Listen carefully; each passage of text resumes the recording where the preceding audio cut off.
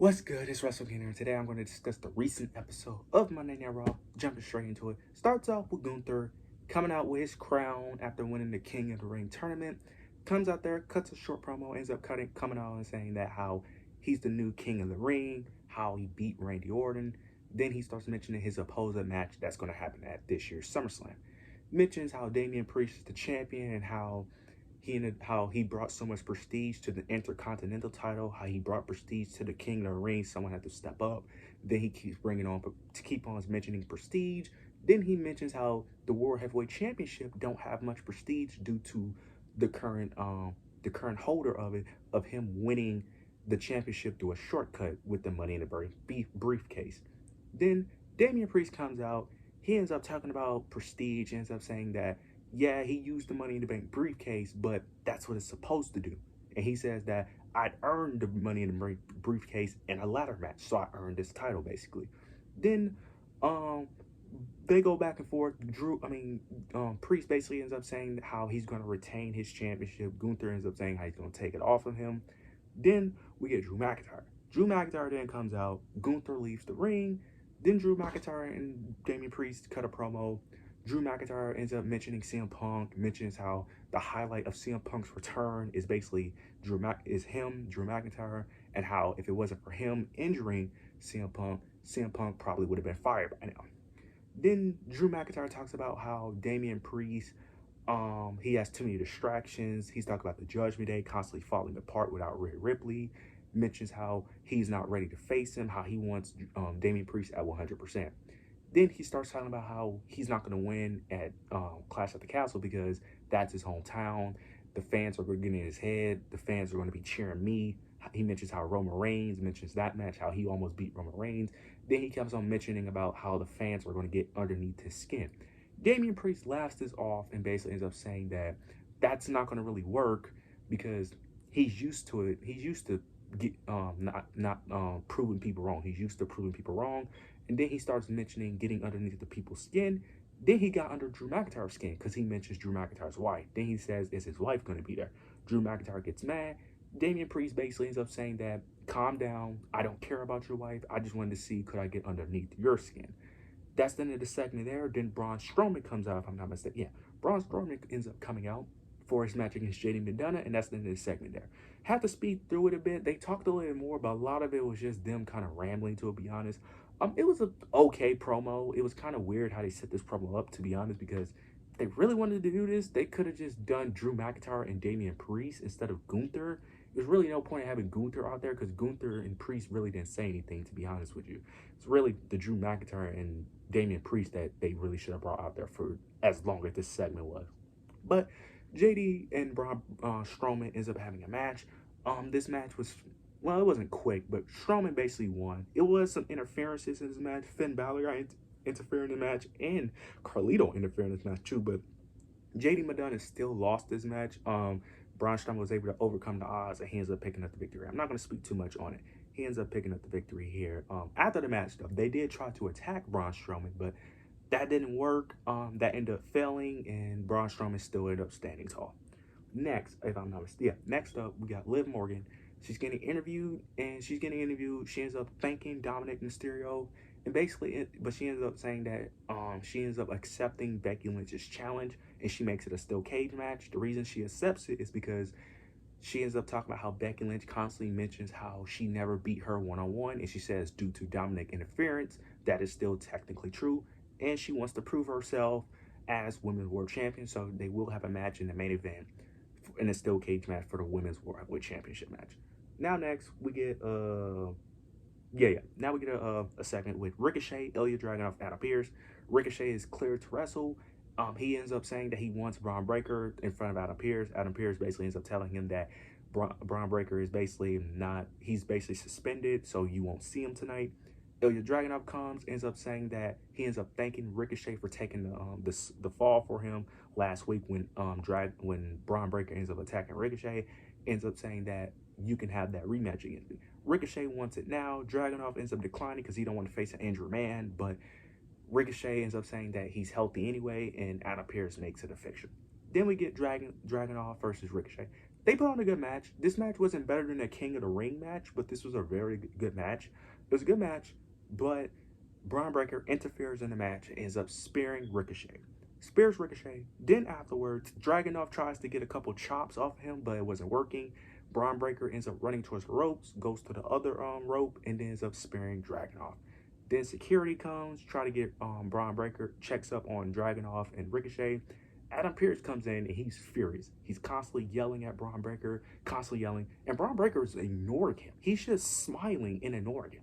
Walks out the ring, doesn't say a word. Adam Pearce is frustrated, still trying to yell at him.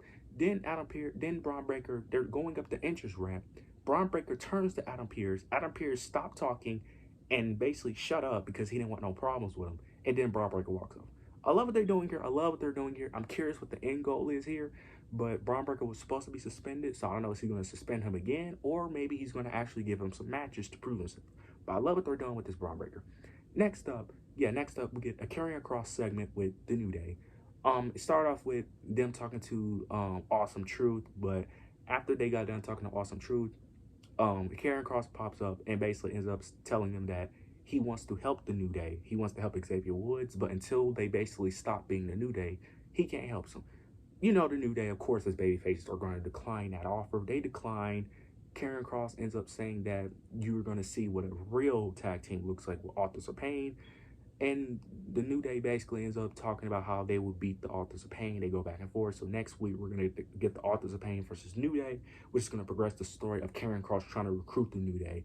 So I'm very interested to see how this plays out, because I like Karrion Kross. I think he does good work, but I'm very interested to see how this plays out, though. Next, we get Authors of Pain versus the Creed brothers. I'm not going to speak too much on this match at all, because this match was okay. Scarlett ended up interfering in the match, ends up attacking Ivy Nile. That made one of the Creed brothers distracted. Authors of Pain takes advantage of it, and they pick up the victory here. Nothing more, but it makes sense. They have to win their match because they have to be built up strong against the New Day. So it makes sense why they won. Now next, we get Sheamus. He gets a promo, and basically he starts talking about the King of the Ring, his injury. Then he talks about Ludwig. He mentions Ludwig because Ludwig has been talking trash about Sheamus ever since he been injured.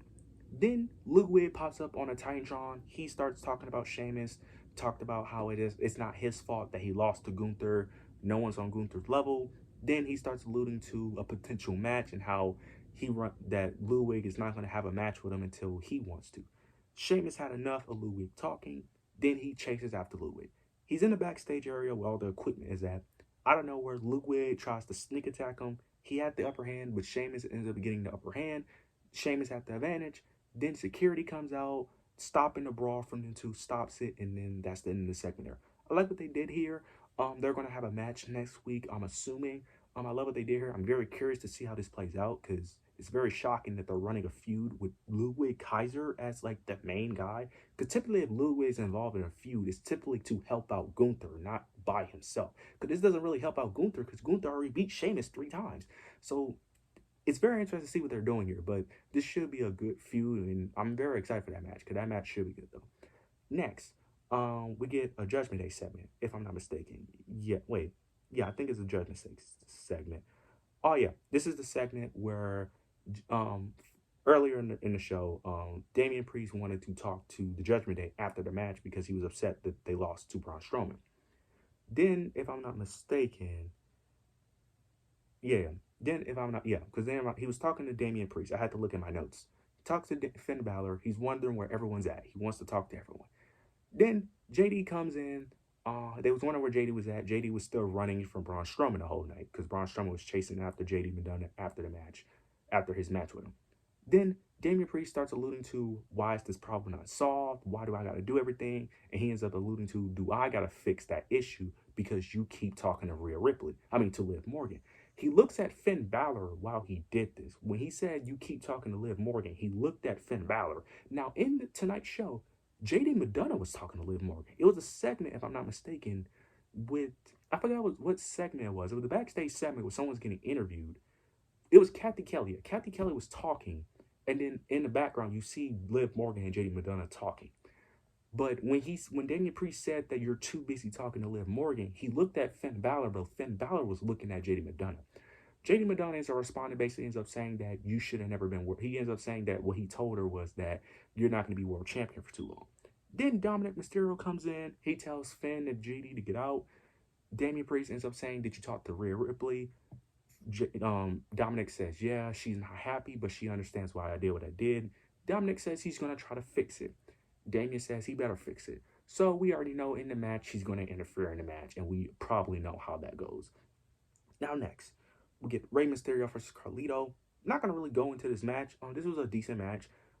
Judgment Day did interfere in this match. I think Finn Balor was the one to interfere. Yeah, Finn Balor interferes, but that didn't really help. Rey Mysterio still picks up the victory here. After the match, though, they tried to attack Rey Mysterio after the match, but that wasn't going. No.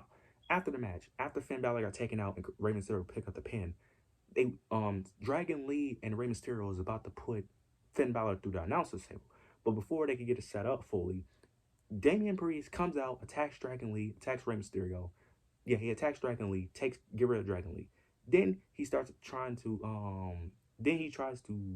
it was someone else who was fighting, if I'm not mistaken. Maybe it was another LWO member. Rey Mysterio was about to hit the 619 on him, but Damian Priest recovers, ends up super kicking him, and ends up doing his choke slam. Basically, Damian Priest is he just solved everyone's issue. He's basically like, I'm tired of this. I got to be the one to do it because y'all are too useless to finish the job, basically.